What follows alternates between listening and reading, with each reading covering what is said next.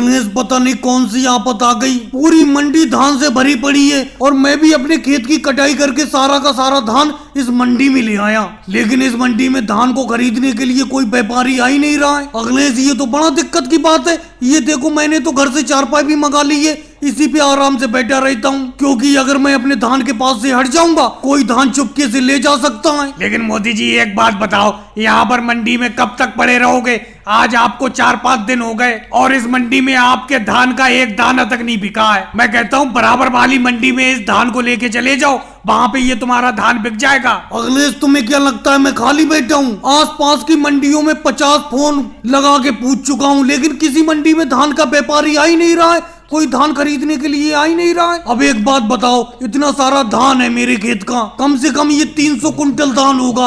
अब मैं दोबारा इस धान को लोड करने के लिए ट्रक मंगाऊं, फिर ट्रक को दूसरी मंडी में ले जाऊं, क्या मैं यही करता रहूंगा? मेरे इस धान का सारा पैसा तो इधर उधर ले जाने के भाड़े में ही खत्म हो जाएगा। अरे राहुल, वो देखो एक व्यापारी आते हुए दिखाई दे रहे हैं, लगता है अपनी तरफ आ रहे हैं वो। भाई साहब, ये धान की ढेरी क्या आप ही की है? जी भाई साहब, ये धान की ढेरी मेरी ही है। बोलो क्या रेट में बेचोगे इस धान को? बोलो, अगर सही रेट में बेचो तो सारा का सारा धान आपका मैं खरीद लूंगा।